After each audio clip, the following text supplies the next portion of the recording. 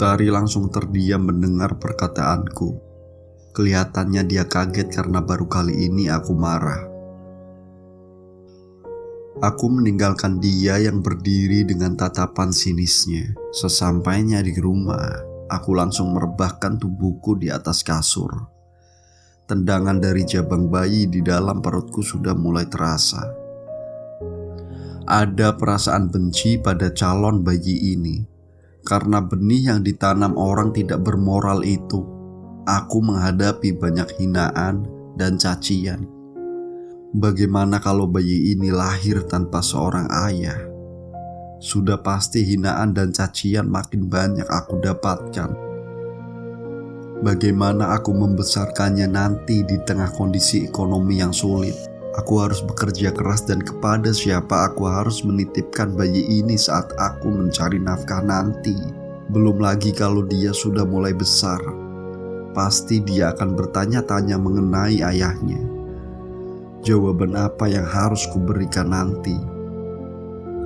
Begitu banyak keresahan yang melanda diriku mengenai bayi ini. Apa aku gugurkan saja bayi ini? Karena kalau dia hidup pun pasti dia akan menderita dan dikatakan sebagai anak haram. Air mataku luruh seketika. Mungkin demi kebaikan dia, nantinya aku harus menggugurkan bayi ini daripada nanti dia hidup harus menanggung malu seperti yang aku rasakan sekarang. Tekadku sudah bulat. Besok aku harus membeli obat-obatan keras atau apa saja yang bisa membuatnya tiada. Keesokan harinya aku bekerja seperti biasa di rumah makan. Saat bekerja aku sering melamun karena masih kepikiran mengenai bayi ini. "Mbak, perutnya kok buncit sih? Kayak wanita yang sedang hamil," kata Rini. Aku hanya tersenyum mendengar perkataan Rini. "Rin, di sekitaran sini apotek yang masih buka malam di mana ya?" Tanyaku mengalihkan pembicaraan. "Itu mbak di pinggir kiri sini, cuma beberapa meter dari sini. Ada apotek 24 jam yang buka," kata Rini. "Oh gitu ya Rin, makasih ya," kataku. "Memangnya siapa yang sakit? Mbak sakit?"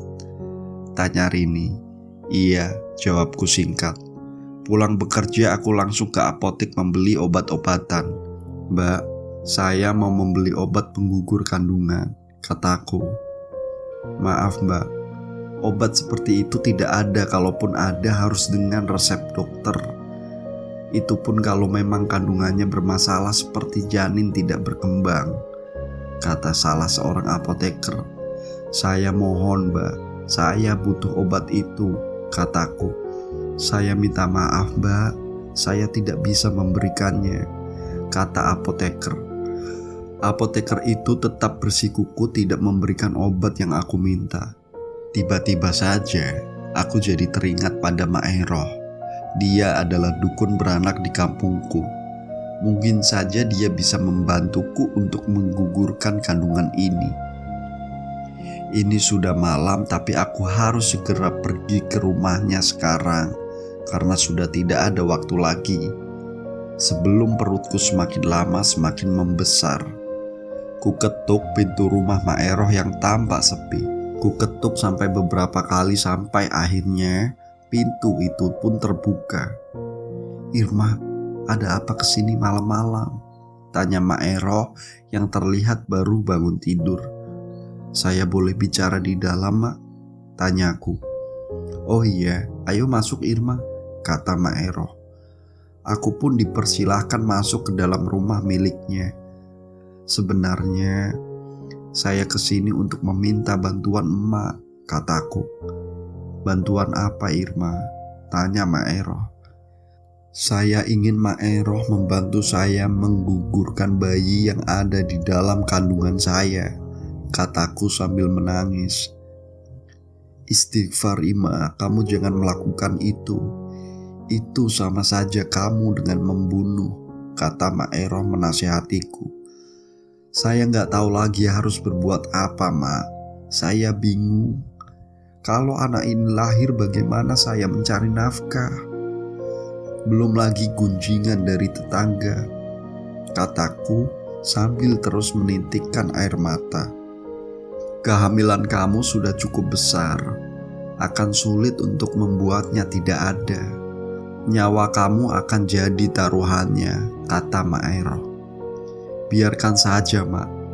Justru akan lebih baik kalau saya juga tiada bersama bayi ini, kataku sambil menangis terseduh-seduh.